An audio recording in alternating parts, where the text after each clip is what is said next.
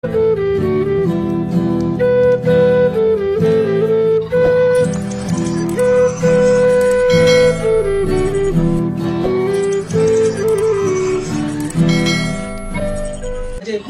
kata orang, kamu itu tidak bisa berubah, kamu itu tidak bisa dipulihkan. Itu kata orang, tapi kata Tuhan, bagi Tuhan tidak ada yang tidak mungkin.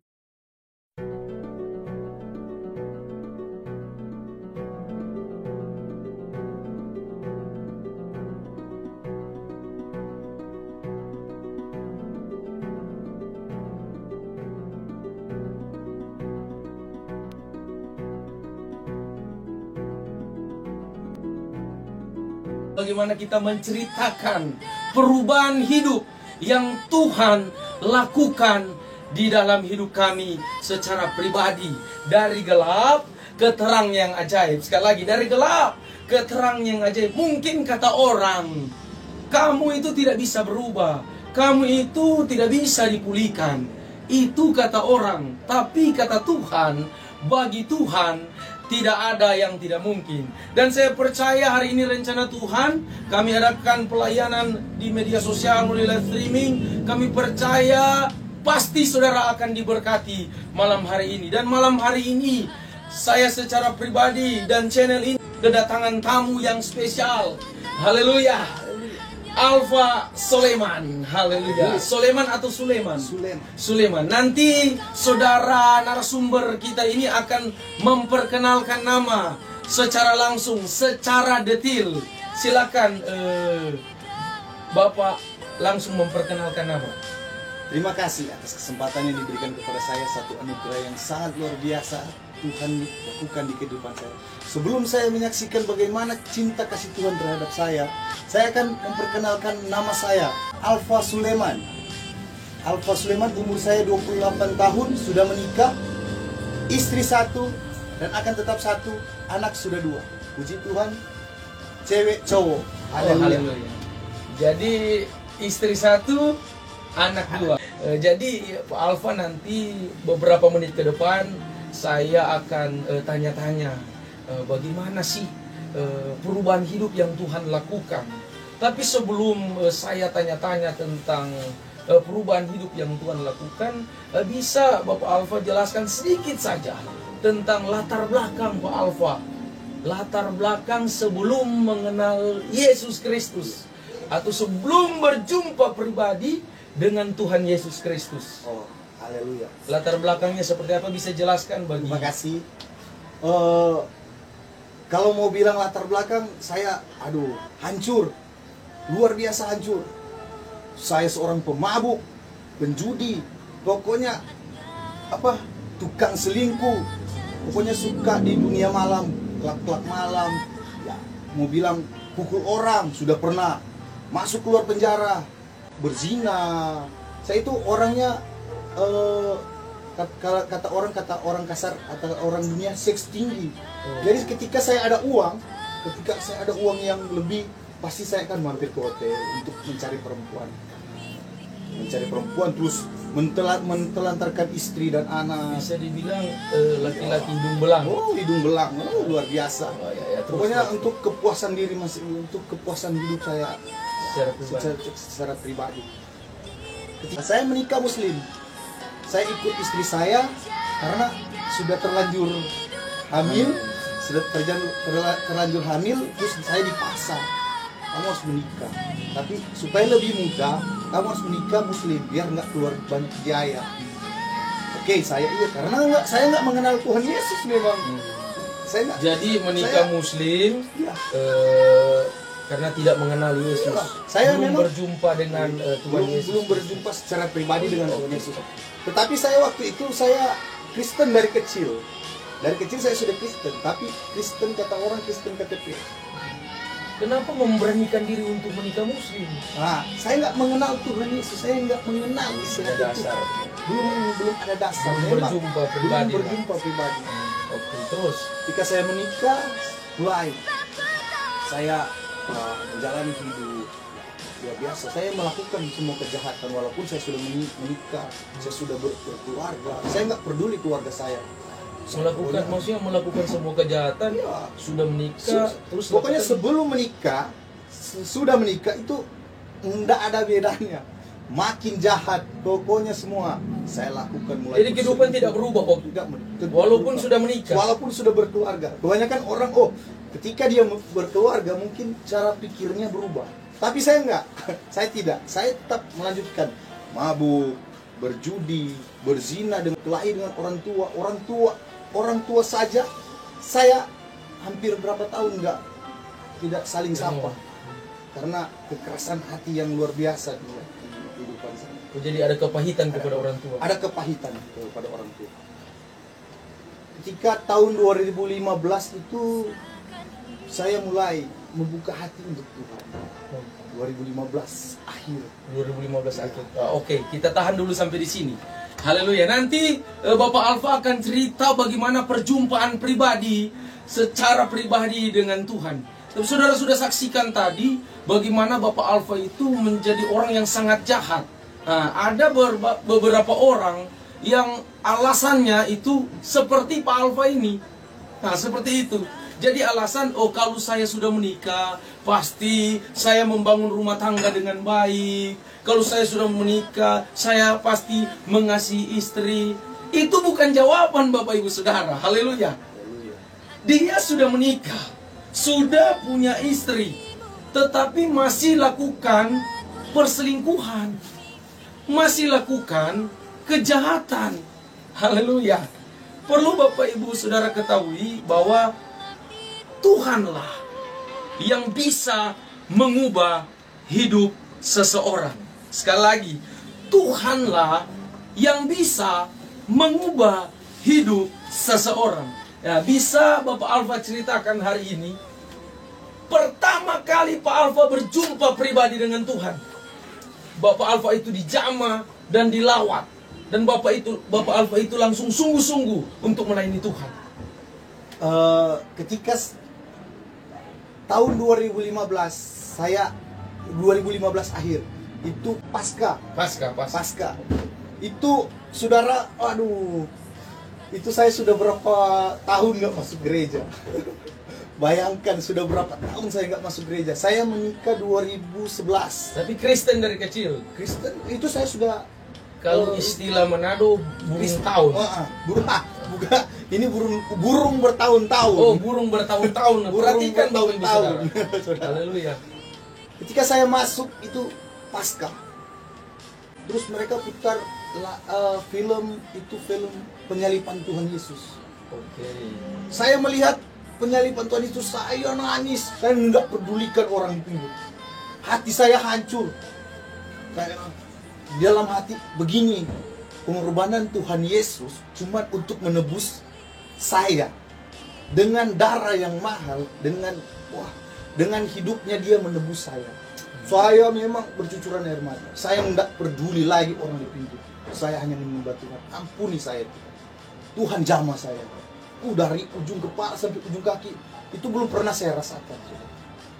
Saya belum pernah rasakan hal yang seperti itu. Belum pernah saya rasakan. Luar biasa. Ketika saya pulang dari gereja itu, dari salah satu gereja itu, saya merasakan damai sejahtera yang luar biasa. Saya masuk gereja itu hanya pakai seadanya memang. Nggak punya nggak punya baju untuk masuk gereja memang. Seadanya. Saya keluar dari gereja itu ketika saya mendapat lawatan Tuhan, saya mendapatkan damai sejahtera yang saya belum pernah rasakan. Luar biasa. Itu tahun 2015. 2015. Jadi Tuhan jamah, Tuhan lawat, sesuatu yang belum pernah Pak Alfa rasakan. Belum pernah saya rasakan. Hari itu rasakan. Saya rasakan yang luar biasa. Karena melihat satu video tentang penyalipan Tuhan. Jadi lewat video itu Pak Alfa sadar dan rasa hancur hati. Ya, terus gimana kelanjutannya? Saya mulai berjalan, terus mulai mengikuti komunitas, salah satu komunitas yang ada di Manado, luar biasa. Komunitas ini sangat diberkati Tuhan. Saya mulai mengikuti komunitas itu. Saya mendapatkan pekerjaan yang luar biasa. Yang harus masuk di dalam pekerjaan itu harus ada orang berjasa, orang pintar, terus orang ya, walaupun di pekerjaan itu memang cuma seorang driver, harus ada ijazah semua, tapi saya enggak. Saya cuma antar surat KTP sama SIM, langsung Tuhan buka jalan tak di sini melalui sini. Tapi ketika saya diintimidasi kiri kanan istri, karena istri juga belum mengenal Tuhan Yesus, memang belum, dia nggak tahu itu Tuhan Yesus siapa. Keluarga hancur, orang tua broken home, orang ayah dan bapak mama mulai kacau, pokoknya intimidasi luar biasa. Datang intimidasi, mulai ada keinginan untuk berbalik saja. Enggak, Tuhan enggak tolong, Tuhan enggak bantu. Mulai melupakan kebaikan Tuhan. Saya jatuh di dalam pekerjaan itu. Iblis mengambil kesempatan ketika ada tekanan yang saya enggak mampu pikul. Padahal bisa saja Tuhan menolong saya, tapi ketika saya mulai diintimidasi, berat. Saya mulai ambil keputusan yang dunia tawarkan. Saya mulai merokok, saya jatuh lagi di rokok. Saya lebih jahat, saudara. Ketika saya sudah bertobat, sudah mengenal Tuhan, terus saya jatuh, saya lebih jahat. Lebih jahat. Saya mulai lebih lagi melakukan dosa yang Tuhan benci. Kesombongan yang saya lakukan, karena saya sudah mempunyai uang. Uang sudah menjadi Tuhan saya waktu itu. Sudah bukan Tuhan Yesus lagi. Saya sudah nggak punya hati, sudah jahat di mata Tuhan. Tidak punya hati lagi untuk mencari Tuhan. Sudah tidak punya lagi. Jadi karena keinginan duniawi, karena kenikmatan pribadi, baru karena uang, hati orang bisa berbalik ya. Bisa. Dunia lebih nikmat. Dunia yang dunia tawarkan nikmat. Tapi saudara, jangan sampai terjerumus di yang dunia tawarkan, karena bisa membawa ke jurang maut. Oke. Bapak Ibu Saudara yang diberkati Tuhan, hari ini Bapak Alfa sudah ceritakan bagaimana prosesnya dengan Tuhan sampai dia mengalami kejatuhan karena tidak kuat dalam situasi tekanan, sehingga dia menyalahkan Tuhan dan sehingga dia melupakan kebaikan Tuhan. Ini sebenarnya dalam hidup secara pribadi kita tidak bisa benci Tuhan dalam satu keadaan, satu posisi. Itu kita tidak punya hak untuk membenci Tuhan. Kenapa? Karena apa yang Tuhan sudah lakukan bagi kita itu sangat luar biasa, sangat besar. Tidak bisa dibanding dengan apapun. Dan kita tidak bisa balas kebaikan Tuhan intinya. Haleluya. Makanya Bapak Ibu Saudara, jangan pernah merasa berjasa dan lakukan hal yang besar bagi Tuhan. Kalau kita lakukan untuk Tuhan, itu kasih karunia, saudaraku. Itu kepercayaan yang besar yang Tuhan berikan bagi saya dan saudara. Haleluya. Sehingga Bapak Alfa bisa terjerumus lagi, jatuh bahkan lebih jahat lagi. Tapi anugerah yang besar, pada malam hari ini dia bangkit dan jadi pelayan Tuhan. Haleluya. Dia bangkit. Silakan Bapak Alfa jelaskan bagaimana situasi kondisi hati yang sekarang ketika mulai bangkit melayani Tuhan, dipercayakan dalam satu komunitas. Coba Bapak Alfa jelaskan. Puji Tuhan, saya mau berterima kasih pada Tuhan Yesus yang memang luar biasa. Tuhan saya dan Tuhan saudara-saudara hidup percaya pasti Tuhan akan tolong. Tuhan akan tolong. Tuhan akan angkat. Tuhan tidak akan biarkan anaknya terjatuh sampai tergeletak. Pasti Tuhan akan angkat kembali. Saya mulai melayani Tuhan dengan hati yang baru. Tuhan kasih hati saya hati yang baru. Saya bilang ke Tuhan, Tuhan, terima kasih untuk hati yang baru ini. Mungkin di tahun-tahun yang sebelum saya menyia-nyiakan waktu yang Tuhan beri. Mulai sekarang saya mulai merasakan hidup ini cuma karena anugerah Tuhan.